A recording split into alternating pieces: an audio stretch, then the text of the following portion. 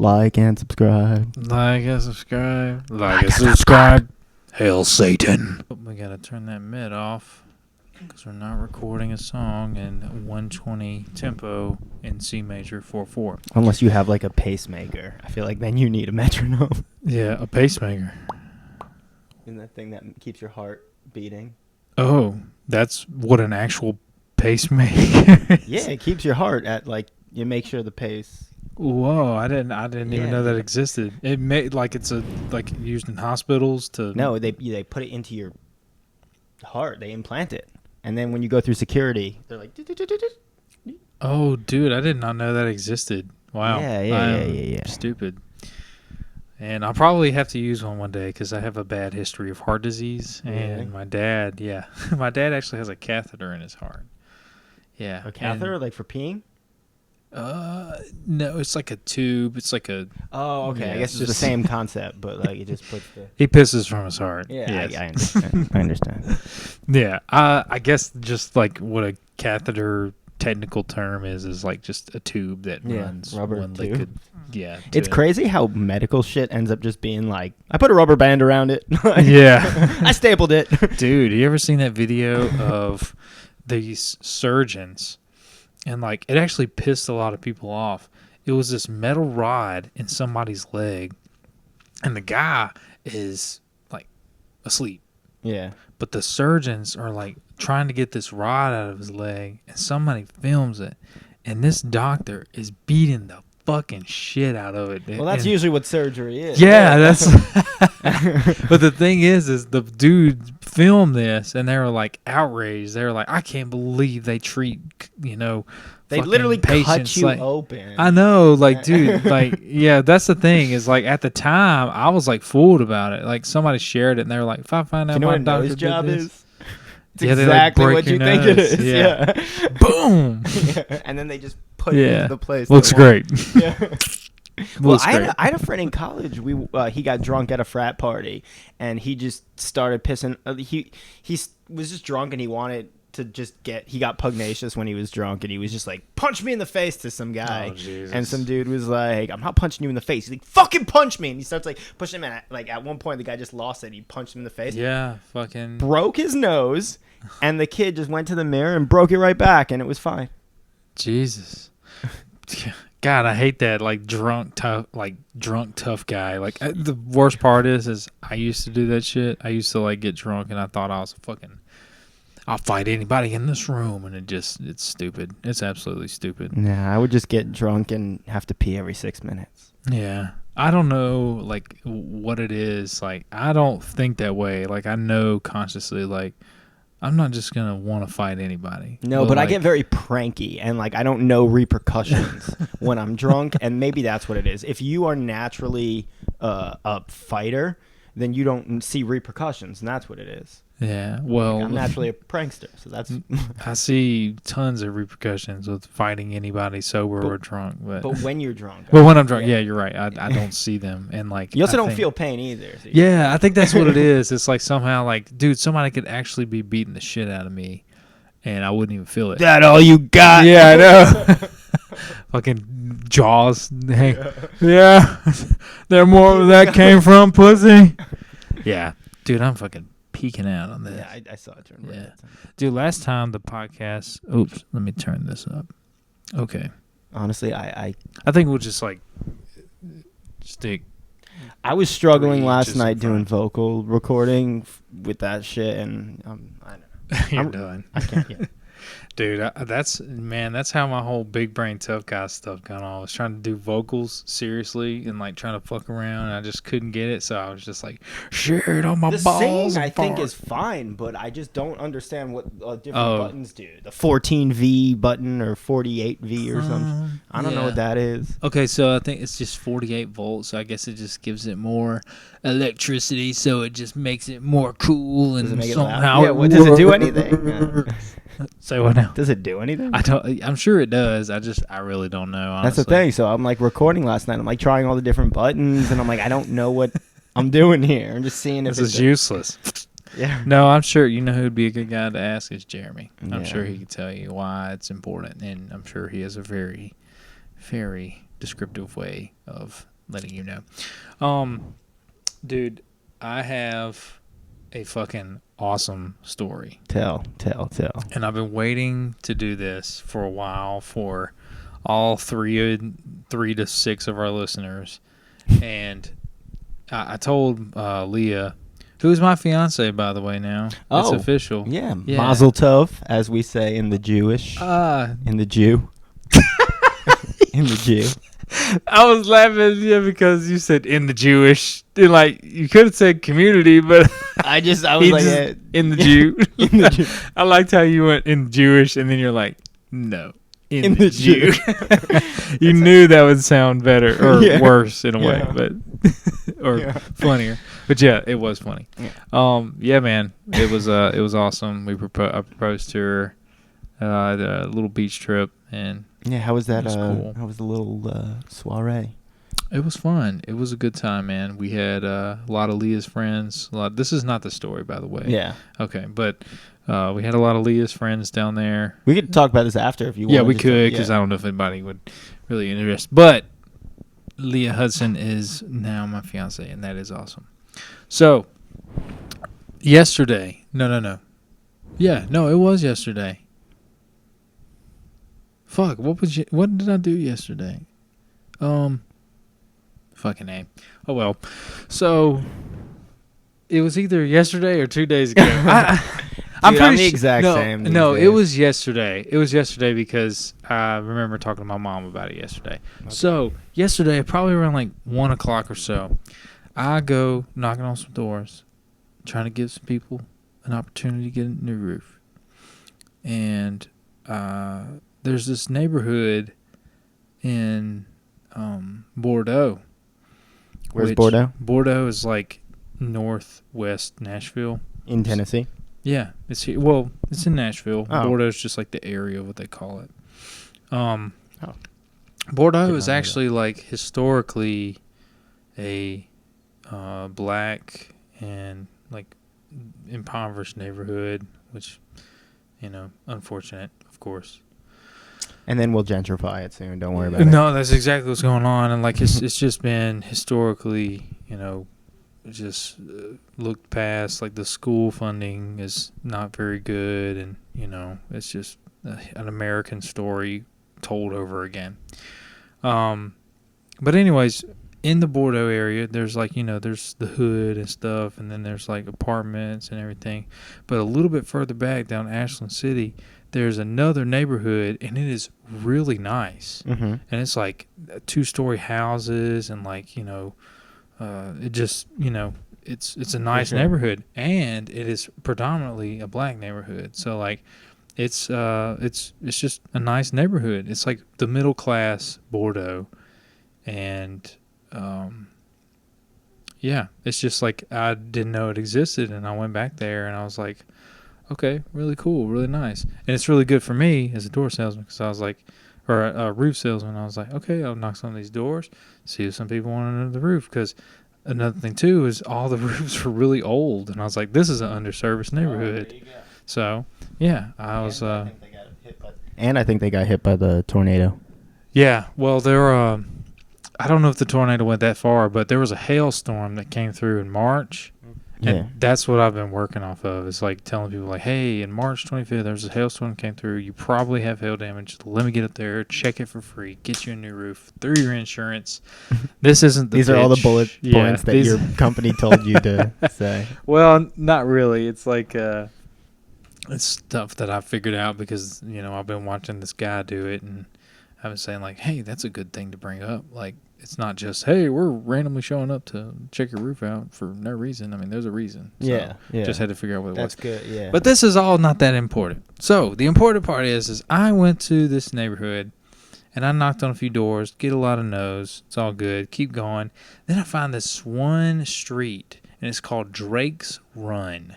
Or the street is, I think, called something else. But the... Like, how they have those little subdivisions, and it's got the little sign. Yeah. It's like entering Drake's Run. It's a very Nashville thing. These like half streets, these like alley streets. Yeah. It's just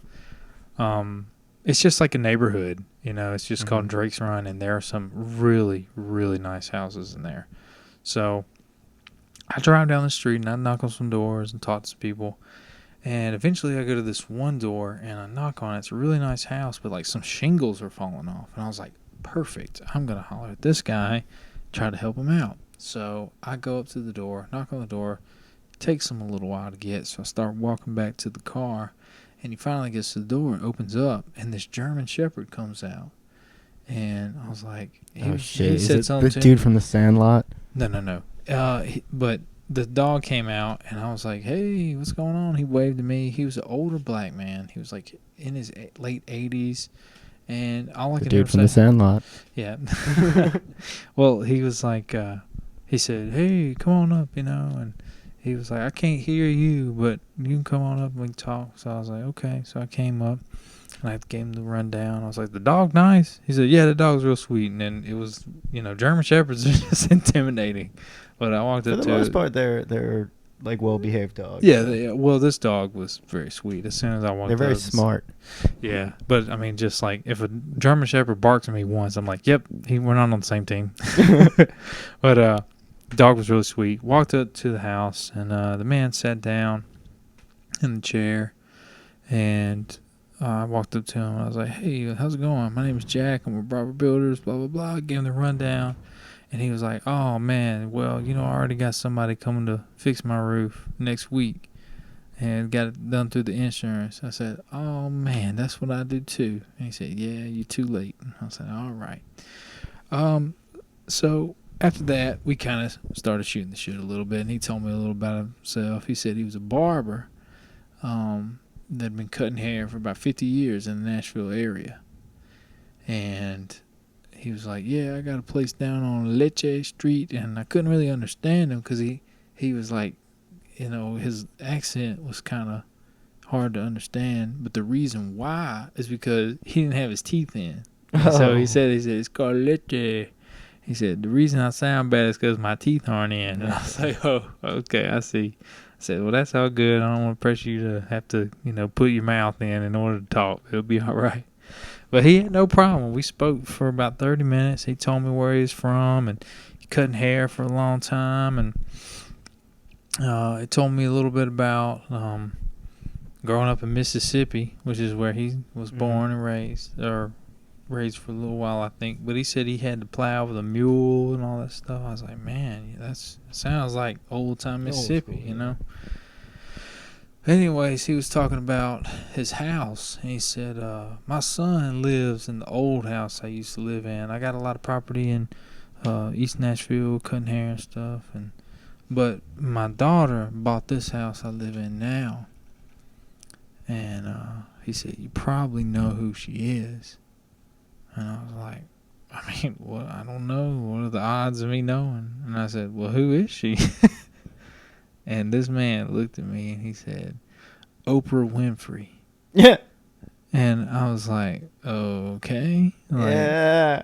I was like, that's a little random. Like this whole time talking to this Oprah man, Winfrey's father is a barber in Nashville. So the guy tells me that he's a barber in Nashville and stuff. And I'm like, okay. And I instantly got skeptical. Which, you know, I mean, I was just like, okay, that's, yeah, I'm sure. Is Oprah from Nashville? Let me tell you. So we end up talking a little more. And, like, you know, when somebody says something like that, and it's just like you can't believe it right away because that's a big thing to say, you know? And, like, usually when you hear somebody say something like that, most of the time, like, in my experience, like, they're a liar. You know what I'm saying? Yeah. Like, you ever meet somebody that's, like, just a pathological liar, just like something's wrong with them. Down in this city, it's full of them. Yeah. Like, people dude, love to have a... I met some dude, a homeless guy one time, and it was just like, he told me that he was the lead singer for 3 Days Grace and Breaking Benjamin at one point. And I was like, wow, that's cool. And he's like, hey, you got any money? Yeah. I was like, no. I was like, but if you want to sing some... I was like, why don't you get some royalties off your old songs? But no, I actually did give him some money. But either way, you know what I'm saying? Like, I thought in that moment, I was like, dude, this guy's is lying. Like, but he was so, like,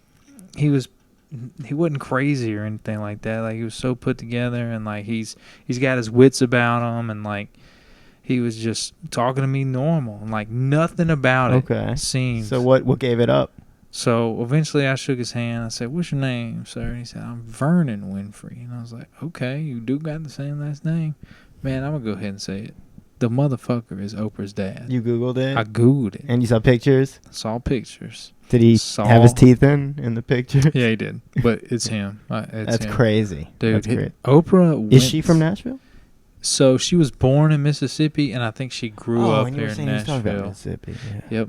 So that's what I thought about. I was like, holy, because I looked up Oprah's Wikipedia, and it talked about her dad, and it said her dad is a barbershop owner. And when I saw that, and I was like, oh, Dude, fuck. that's great.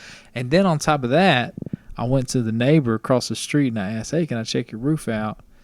And he was like, yeah, go ahead. And I was about to and everything, but he said, hey, we actually already had it checked out, and we'll be good. And I was like, okay, well, I'm checking for storm. And like he was really adamant. He was like, no, we're good. Don't worry about it. And I was like, okay.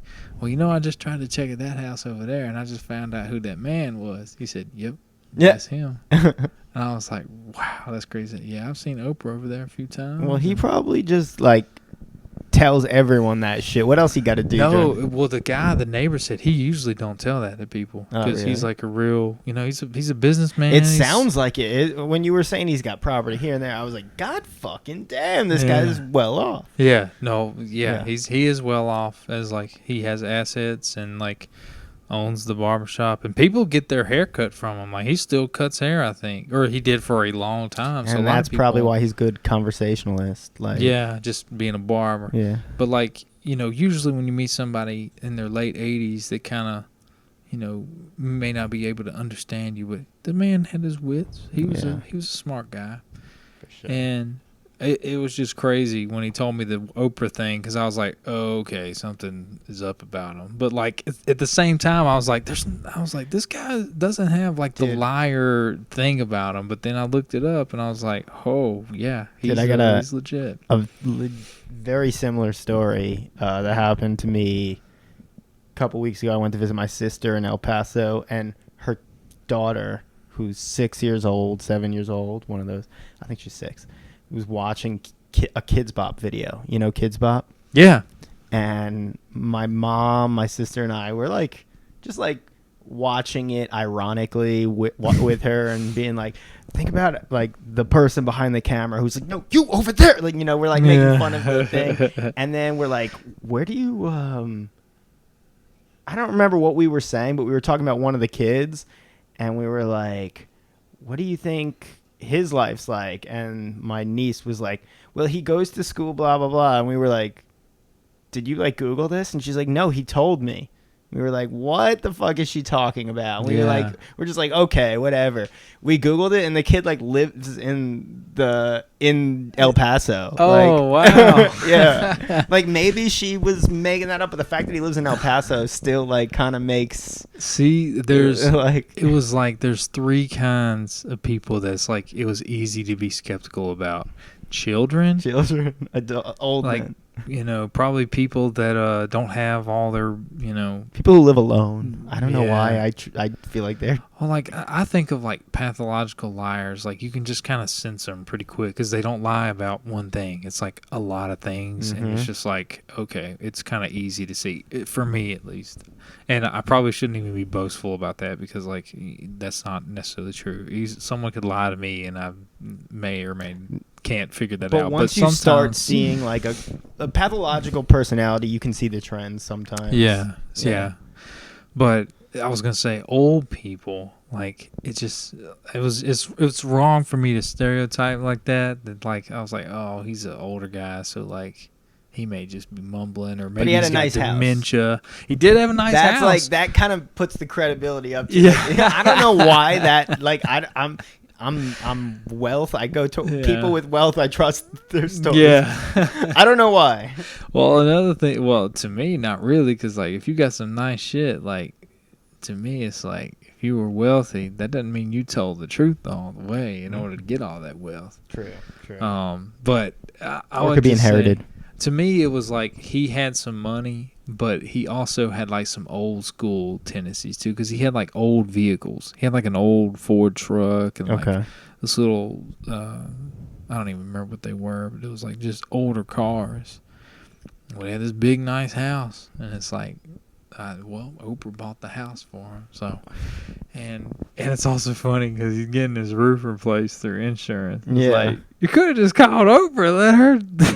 That's the thing. Okay, I hate to say this, but like, no, apparently the billionaire people are the ones who don't like paying any of that shit. Like the stereotype is like people, the rumors and stuff about how Trump would charge people for every little thing in his hotel and then like not pay anything when it came to the opposite, like when he was staying at someone else's place, hotel, like he wouldn't tip or something. Like apparently that's like a stereotype too, that when your whole value is in the dollar, then like you're more reluctant to pay it, yeah, because it's like you want to hold on to you don't care about if you look bad for not tipping. Yeah, everybody thinks you look bad anyway. Yeah, exactly. But this is what I was gonna say. Is like for Oprah, like, you know, she is a billionaire, and like they still have to take advantage of stuff like that. I mean, it's just like that's an American thing. Like you should be able to, even if you're super fucking rich, but you still pay insurance, and your insurance needs to cover your, you know, roofing costs of hail damage and stuff. Even though you technically have enough money to pay for it and still be good, like, wouldn't you want to just utilize the insurance? Well, here's the thing though. Someone told me that if you can prove that you have $1 million in the bank, you don't have to get car insurance. You could buy a car and then just someone told me that. I don't know.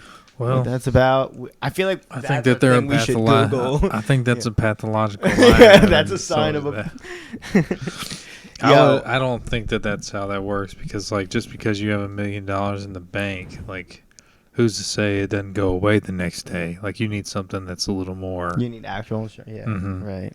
So that's just me thinking like that's probably not true, just because I can see that too. I have $1 million right here. Okay, and then you go bankrupt tomorrow. But the day that you don't have $1 million in the bank, you need to get insurance. Is how it works. Yeah. Okay. Well, maybe I don't know. I don't know how I'm pulling shit out of my ass. This is someone at work told me this, and people at work by the water cooler. I don't trust fuck they. They're all pathological liar. Everyone's just trying to one up each other. Yo, I actually have a funny story from. You may not. Well, you may find it funny. Go ahead. I did a stand up at the open mic on Monday. Oh my god, how'd that go? Well, I recorded it, and I got some laughs, and that was cool. I might have pushed the envelope a little bit. But here's the issue. So, he waited. The host was not the normal host, which would have, I think, if two things. It would have went well if the normal host was there, and if I had done it earlier in the night. Because by the time I had gone, it was like very few people were left, and none of them were black. And I was talking about race, and I feel like the people who were there were reluctant to that. I would be reluctant. I was like, if there's like, I don't want to laugh at black people when there's no black people. Yeah, I didn't. But the thing is, I'm not a good enough comedian that I have material that I could like replace it. Like, there's no black people in the room yet, so I have to change my. I need to get to that level. But I'm also like, I need to work on my stage, because like I forget what I black out a little bit sometimes, and I'm like, wait, what was I talking about? Shit, fuck. But, it's hard to. I mean, it's hard. Yeah, that's the hard part. Like, I think the material, I could hear people laughing and things, but I was like, fuck, I just butchered the delivery of that. Like, I feel like I would have gotten like belly laughs. Anyways, I used the N-word. Oh no! And it was the end of my set. Like, I knew it was gonna draw a line in the sand for people, so like I purposely waited till it was like the last word in the whole thing, and I left, and the dude who came on, not the dude, the host was like, just went on like this whole thing. He's like, that is not fucking cool. Like, you don't fucking do that ever. Like, blah blah blah. And then so the joke that I said was that like this black person was, it was a true story. This black person talking to me about the word faggot and how he loves the word faggot and that he thinks he should be allowed to use it, and it has nothing to do with gay people. It's just the sound of it. And I said, oh, no. I disagree with you completely, but I feel the exact way about the word nigger. And like whatever. I get off the stage and he's like, that's not fucking cool ever. And then a gay guy goes, but faggot's okay. And the host goes, I'm not scared of gay people. I'm scared of black, which is your joke. Oh, yeah. Which is your. So he was trying to be like all light SJW. Like he was trying to be what? Was he trying to be SJW What's about it? SJW? Social justice warrior? He was definitely trying to be a social justice warrior probably because he was host and subbing and it wasn't his thing. But he had no problem like saying this shit too. Not to mention, there was a comedian that went like literally 2 before me who was not Jewish and made a joke about the Holocaust, and he's like was talking about reparations, and then the punchline was they really got Jewed on that one, and like no one gave a fuck about that. Yeah. And no one gave a fuck when I said faggot, and then like as soon as you said the N-word. Yeah, the N-word. And it's unfortunate, but the point of my joke was to prove that people care about the N-word and not the other thing. And so in a way, I feel like it was successful in that sense because it did get the place talking. Yeah. Yeah, I feel like I need to get better at comedy before I start dropping the N-word. I mean, yeah, like when I think of, just saying the N-word for the sake of saying it, like I know that's not usually the context of a white comedian. So, like if you think about Louis C.K. I don't usually say the N-word, so it's right. Not, like yes, I agree. Like yeah. you and I both, even with the F word, I guess you could say. Like I don't like saying that because I know gay people that I use bitch all the time. So sometimes on stage I'll say bitch. Yeah, like I don't say any of those words like. In any social context, quite frankly, like it's just like, but I understand it from a comedy perspective. Like the stage, the comedic set. I thought that's where you could say whatever the fuck you want, right? And honestly, like, I didn't give a fuck because so that was the other thing. Once he said that to me, like I saw other people in the audience were having my back, which was pretty cool. Like. There were a couple people that said something, but then the fucking sound guy just like went into the mic and he's like, why don't you go wait outside for a little bit? And I was like, fuck this guy. I'm going to be the last dude in here because he said that. And I was like, fuck this dude. Like, I'm standing my ground on this because like it's very easy to get up there and be like, I hate racism. It's very hard to get up there and be like, we all have to look at ourselves in some way. You know what I'm saying? Like, to make yourself look like an asshole is the hard part. Like, making people laugh is one thing, but like once I get up there, I'm purposely putting myself there for scrutiny. So there's no need to like add to that. Yeah. Well, like, I just think about it like this: like it's either funny, and the whole room likes it, or it's sort of funny, or just not funny at all, or absolutely abhorrent. And to me, it's like you got to read the audience. You got to understand. Like, first off, you got to understand who you are and like how you think of things, and like if people really question you, like, are you like you're a racist because you said that, like. You should say, "Look, I'm not like I." Well, I opened the set beforehand by saying, "I have racist friends, and I think we should all be more open to having racist friends."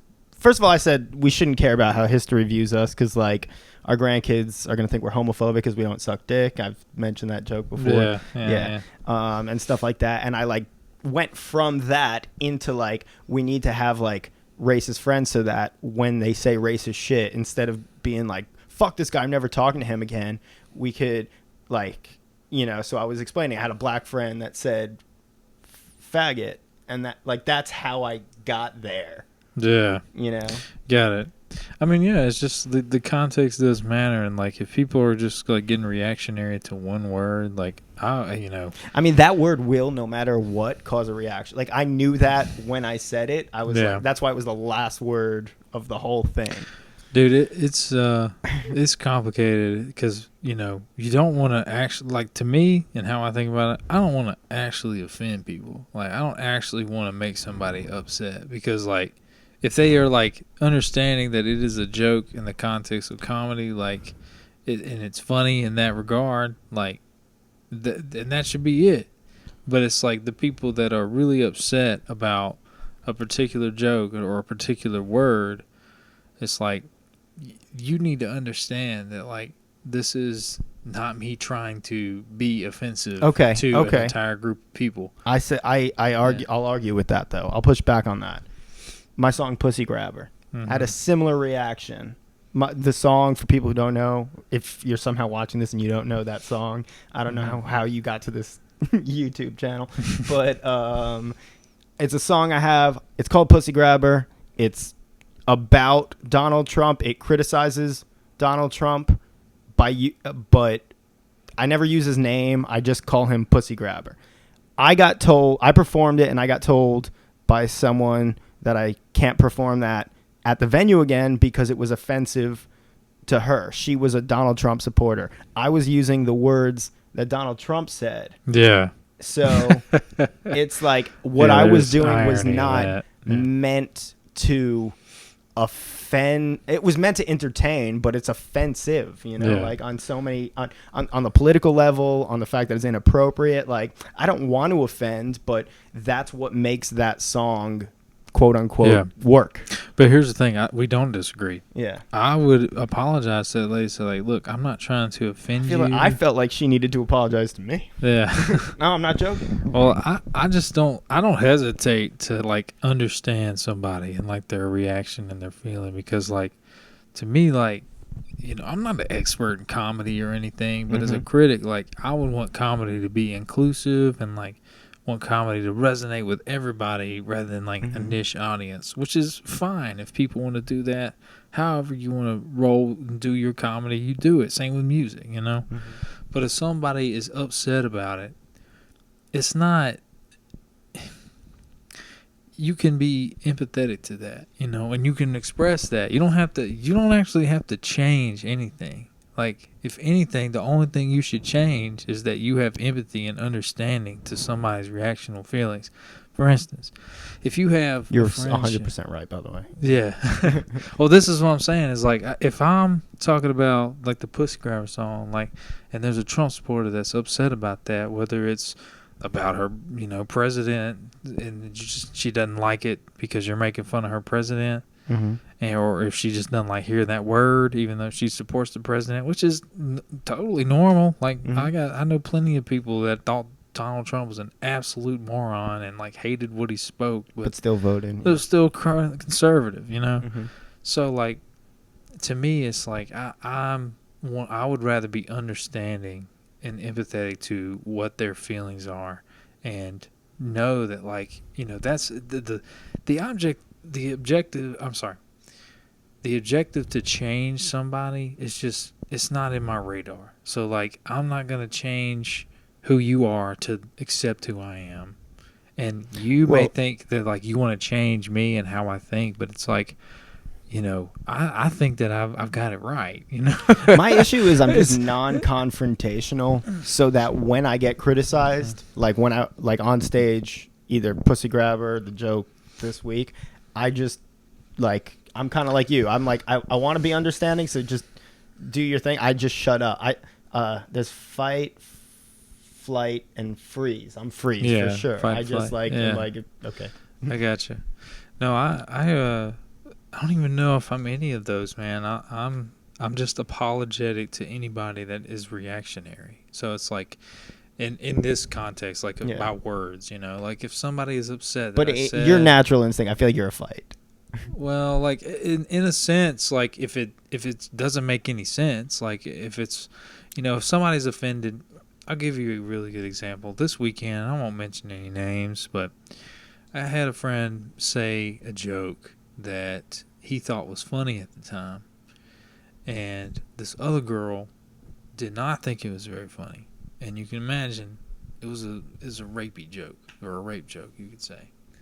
Now, contextually, like, the joke is not, haha, it's rape. The joke was how absurd it is to think something like that. Mm-hmm. So what the joke was no means yes, and yes means harder, or something like that.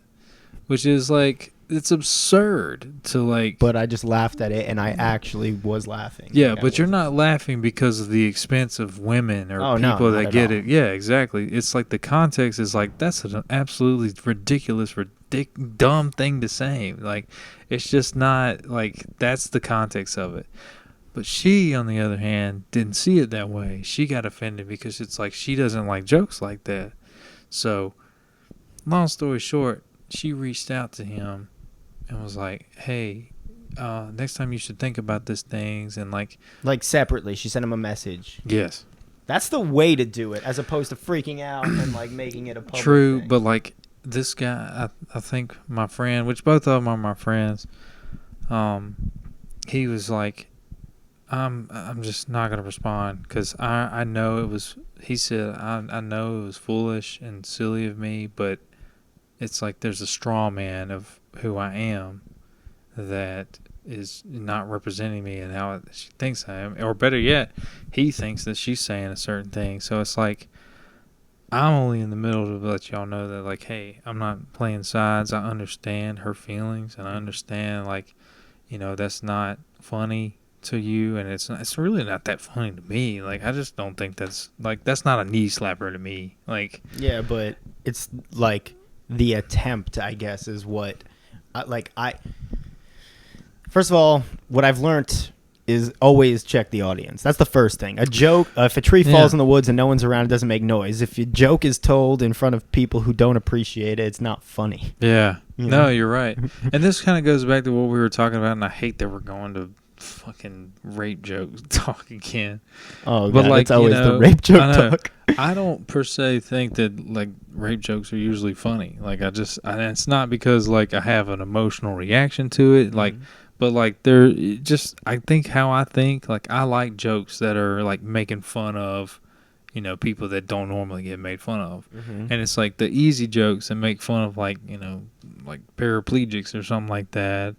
Or, it's just like the context has to make sense. And, like, sometimes it's funny, but it's funny because of the absurdity. You know what I'm saying? 100%. Like, it's not funny because, haha, people are in wheelchairs. Like, it's like the absurdity of actually thinking like that. Or you know put wordplay or something in it. Like, let there be a joke. If you're just making fun of, like, this girl, it was like her first night in comedy at the thing, and the person who went on after was just like ripping on her. I felt so fucking bad for her because, like, it's not funny when you make fun of, like, the little person. Yeah. It's, that's what I'm saying. And, like, that's why I think, like, it's just comedy doesn't have, like, an arbitrary stance. Like, it all depends on what you say, who your audience is. Like, and I'm not the arbiter. I'm not the guy who can say what is and what isn't funny. So it's like, I could have the argument and thought all day, but the truth is there's no consensus of what is and what isn't funny. It's just what you think. And you can try to convey that message to other people, and you can influence other people, and I think that's fine. I mean, if you want to try to talk, especially with my friend, like, once, she does not think that any type of joke like that, like rape jokes or anything, are funny. And it's like, I can agree to some extent. Like, I can agree that, like, you have a reactionary feeling, and I think that's valid, and I think people should understand. Well, that doesn't mean there shouldn't be rape jokes. I just think there shouldn't be rape jokes around that bitch. No, just kidding. No, it's I mean, the truth is they're gonna happen anyways. Yeah. So, like, it's complicated. It is, and I don't like rape jokes, but I like jokes when I'm raping. Fat joke.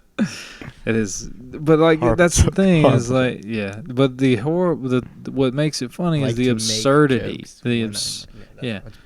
It's the absurdity to, like, think that that's, normal or something. You know what I'm saying? Yeah. Like that's the joke, the absurdity, the punchline of like, oh my god, that's absolutely terrible. There is a little it's bit of like, absurd, and therefore it's not for everyone, but there is a little bit. Oh, that's our sign to wrap this up. Goodness. But there is a little bit of like human evolution where we just need to like shit talk sometimes. Yeah. And just say as disgusting, like I want to put babies in a blender shit, Yeah, that's what I'm saying is like the absurdism of that is like, not valid to like take. You can take it seriously in the sense of like there's people burning babies or blendering up babies, but also that's the same thing with rape, which there is a lot more rape than baby. The funniest thing I think I ever heard about was a comedian talking about babies committing suicide. Oh yeah. Dude, it's just complicated, but I would just say have empathy, have respect, and like if somebody's upset, there's nothing wrong with being apologetic. There's nothing wrong with telling them, Oh yeah, "Hey, I'm sorry about that." absolutely. And, if you feel that like, And if there was a black person in the room and they said to me, that's why I wish there was a black person there. If a black person had said to me like, "Yo, nice try, but no," I'd have been like, okay, never doing it again. Yeah, never doing that again. Now I gotta wait for black people to be there, do it again, and then decide if I'm never doing it. Maybe if anything, I would just establish like kitchen jokes or something like that before I started going on to, race and sexuality. Yeah. But I get it. Yeah. I know that you're not trying to really be offensive to like actually offend people. It's more or less just the absurdity of what you say. And it was fun to do still. Yeah. I didn't hate it. Gotcha. Cool. All right, guys. Well,